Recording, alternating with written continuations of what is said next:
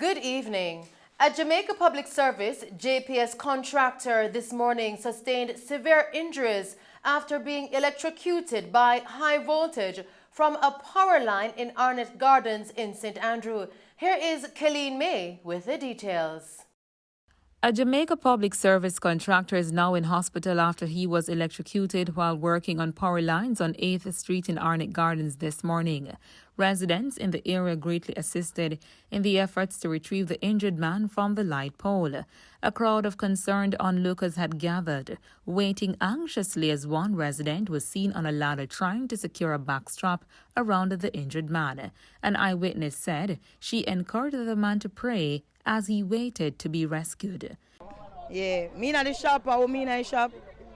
Me hear boom and me see one fire, so I run out of the shop, or I run out of the shop. Because I think of one bird, I run out of the shop, I see it's a man, so I start bawl out for help, and start call out upon Jesus. I start pray. And I start pray, because I never had a movie me there on fire, I start pray the fire out. And I start pray, see me, and I say, you're not dead, pray. Pray and start shout out Jesus, Jesus, till him with the pan there, him start shout out Jesus too. I'm say Jesus, Jesus. And we there until other people start come and we start pray till the youth them come and them start help. Meanwhile we are praying, the community youth them. Another resident, Terence Campbell, who participated in the rescue, said the man sustained severe burns all over his body after he and another colleague were attempting to resolve a lack of electricity in the area. First thing what I say, the driver come around, is a mechanic, otherwise running taxi. I coming around the corner, I see him climbing up on the post. Go around to my mother's house and watching the TV, me and my sister said, Terence, run, come here. You know, here, so one man hang up on the light post around there. So. And I said, no man, I'm just pass the man, and the light post, the wire them are fixed. So me run, come around now and see the crowd.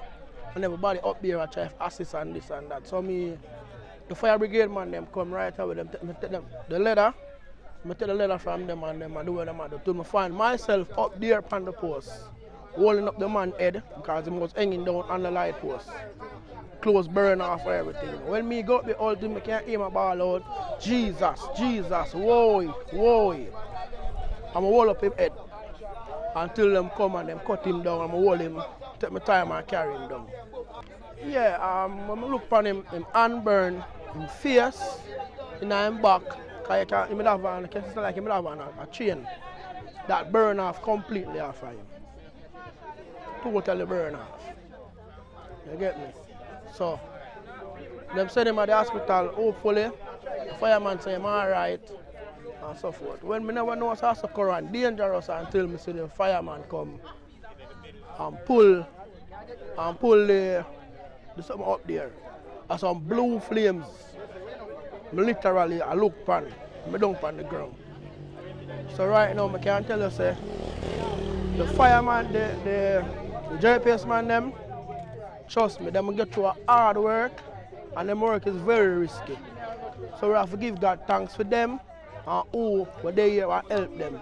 Minutes later, a team from the Jamaica Fire Brigade arrived on the scene and with the help of residents carefully and hastily rescued him from the wires. The contractor has since been rushed to hospital, although no update has yet been provided on his condition. His identity has also not been released to the public. We will bring you more on this story in subsequent newscast. Reporting from Mello TV News, I'm Colleen May. Thank you, Colleen, for that report. In the meantime, the Jamaica Public Service Company, JPS is reporting that more than 1,500 of its customers, primarily in 4 parishes, are being affected by power outages as a result of heavy rains. According to the JPS in a statement yesterday afternoon, flooding and landslides as a result of the downpour are impacting its infrastructure in a number of communities. The main parishes presently being impacted by these supply disruptions are St Anne, St Mary, Trelawney and Portland. And among the communities are in St Anne, Parrytown, Bel-Air, Lime Hall, Show Park, Plantation, Discovery Bay, Lilyfield. In St Mary, Lighthouse, Berry Hill, Jackson District, Hazard. in Trelawney, Excellence Hotel, Florence Hall, Stonebrook, and in Portland, Windsor Forest. In other news tonight, it was cleanup day today for residents and business interests in the northeastern parishes of St. Anne, St. Mary, and sections of Portland. This as they try to resume normality from the heavy torrential rain and flooding over 2 days in their communities. Mayor of St. Mary, Richard CREARY, says among the areas hardest hit was the St. Mary Parish capital, Portmore, and Mayor CREARY provided our news center with an update of works undertaken today. The cleanup process is ongoing. People cleaning out their businesses, people cleaning out their homes. The assessments will start today by Ministry of Labour and Social Security to see what assistance persons will get.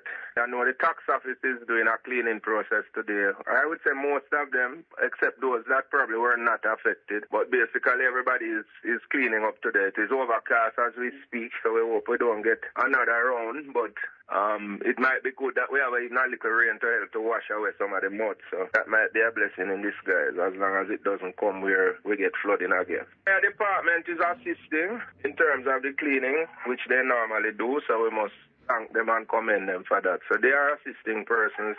There are also private contractors who are going around and find that service as well. So hopefully, when we have this type of event and the type of mud that come, it takes you really weeks to fully clean out. But at least you can clean out to the point where you can operate business. There is one shelter activated. If necessary, we can activate another.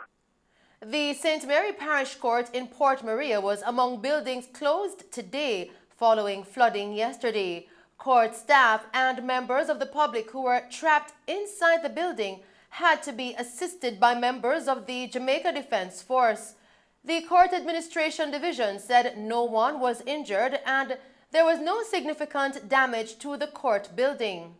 According to Communications and Information Director Kadish Fletcher, today's closure is to facilitate cleanup activities. She added that during the closure, all matters, including children's court hearings that were scheduled for Portmore, will be heard in the Anato Bay outstation. The closure of the court is to facilitate cleanup activities following torrential rainfall which resulted in flooding at the court building. Court staff and members of the public who were trapped inside the building were assisted by members of the Jamaica Defense Force. No one was injured. Additionally, there was no significant damage to the court building. For further information, persons may contact the CAD at 876-754-8337 or toll free at 1-888-429-5269 or via email at customerservice@cad.gov.jm.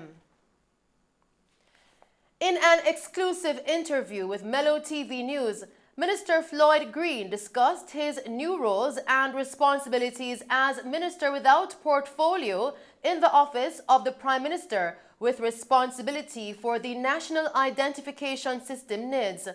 He explained that the aim of the NIDS program is to make the lives of all Jamaicans easier.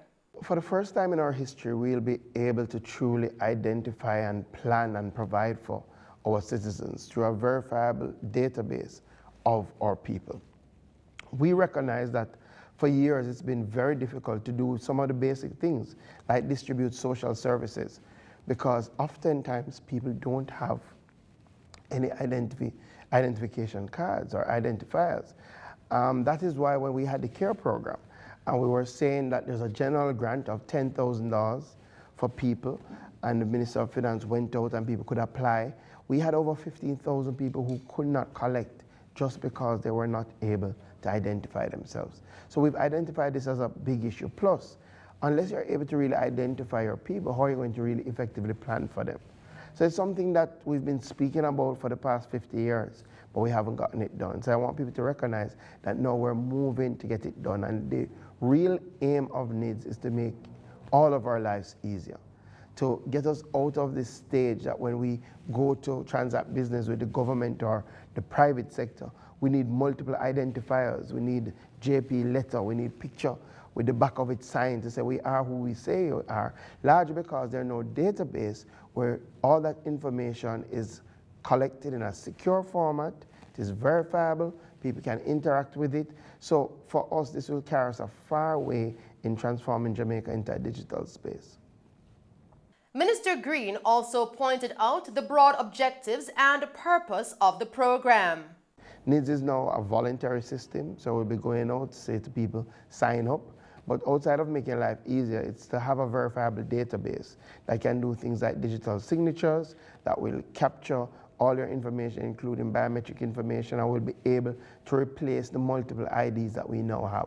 Yeah. So the long and short of it, we want to move where NIDS and your NIDS number will replace your TRN. In other words, it will be one and the same.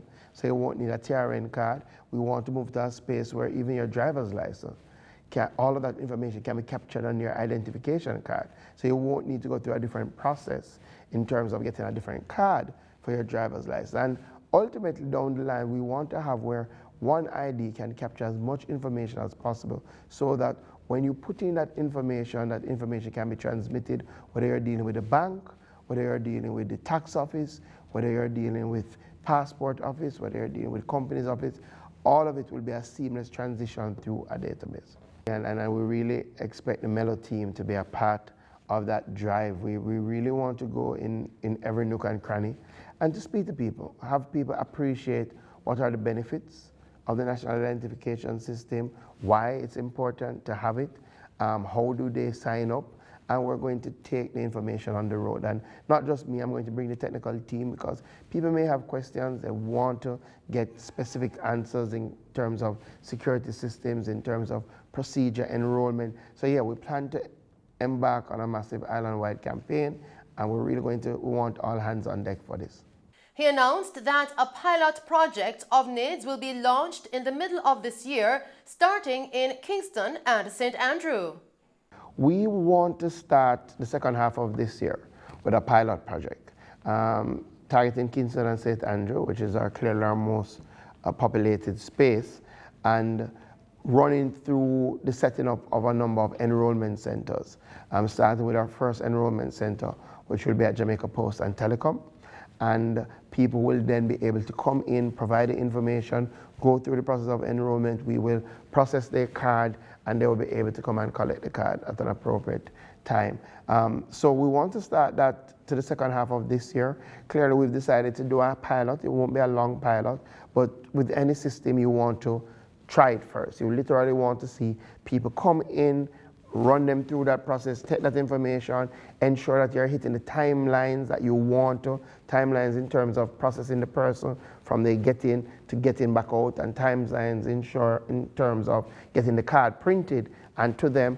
And once we have gone through that process, then we will go island-wide. So we will do the pilot towards this end of this year and then move to go island-wide with our enrollment centers.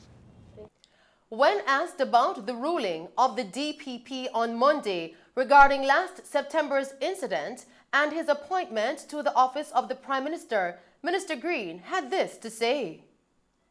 I've been very upfront and frank with the people of Jamaica, and I think they appreciate when leaders take responsibility where there are challenges.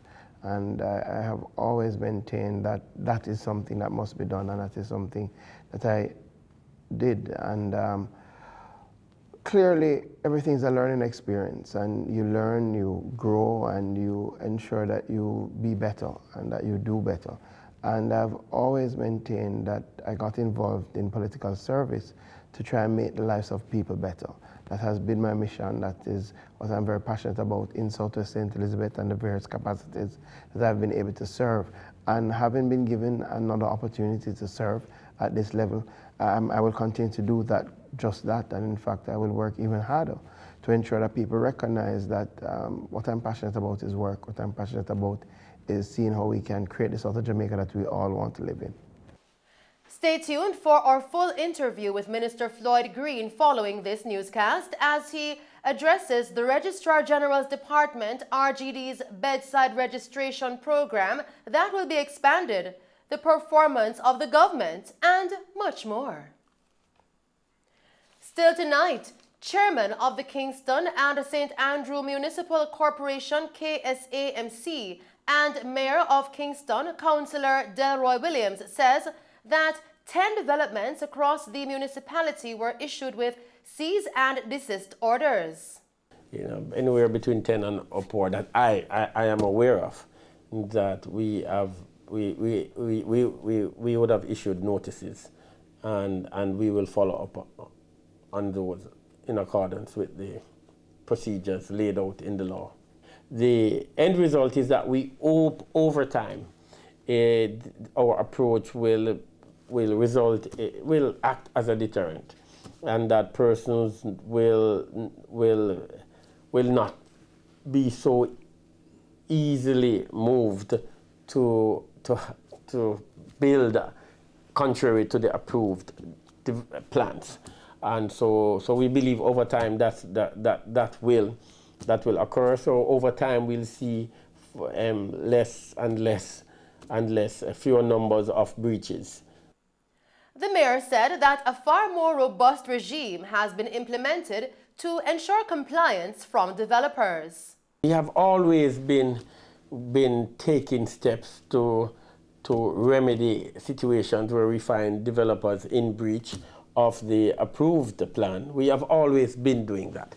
There are several things we're doing now. We have introduced the measures, would have introduced a far more robust inspection regime, which would mean that we would be able now to, or we are anticipating picking up far more breaches than before, which we are doing, and we are saying to persons, and it's not that it is new, we have always been doing this, but we anticipate that we might see, at least initially, greater numbers of breaches. About how many? No, we haven't seen. We're anticipating, because of the stronger inspection regime that the measures that we have put in place will result in, and deliberately so.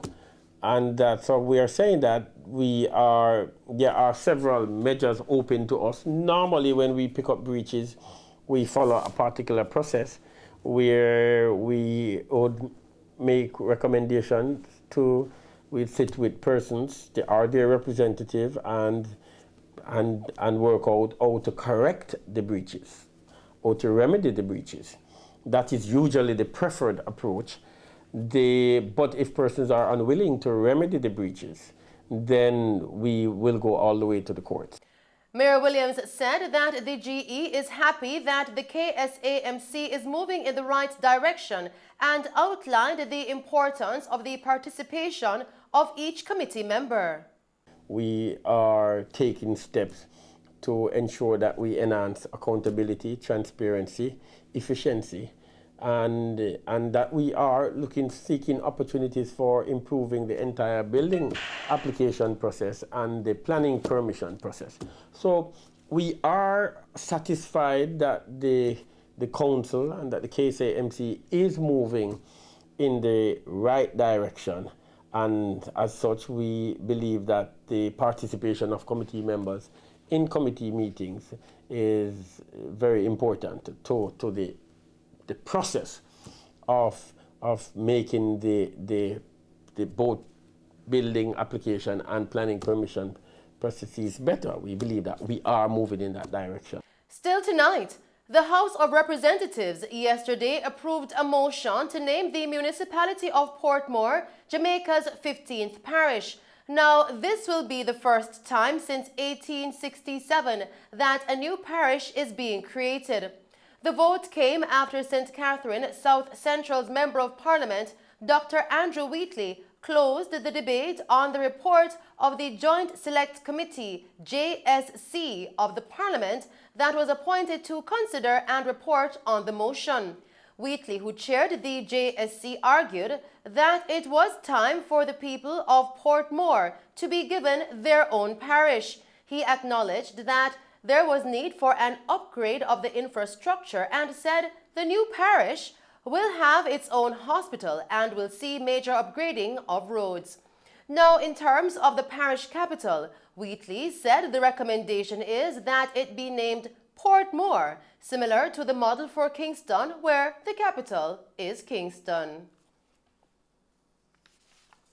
And we go now to tonight's COVID-19 update, where 12 additional COVID-19 deaths and 161 additional cases have been recorded in Jamaica, increasing the death toll now to 2,675 and the total confirmed cases to 24,967, of which 6,668 are active. The deceased are 7 females from St. Elizabeth. In Kingston and St Andrew, an 86-year-old female and 2 males aged 53 and 65 years.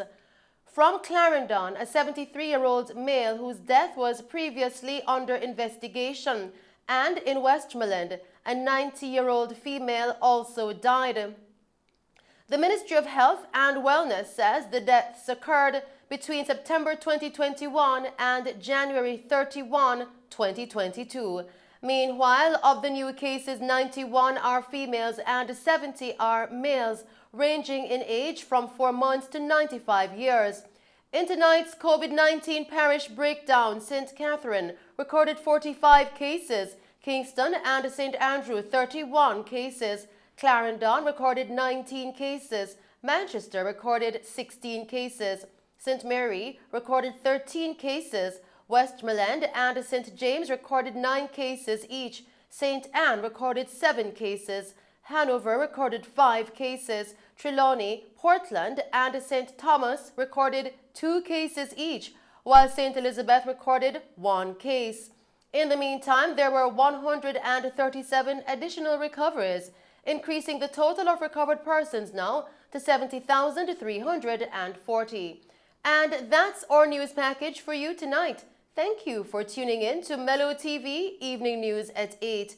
I am Shelley Hill. Do stay safe and pleasant viewing.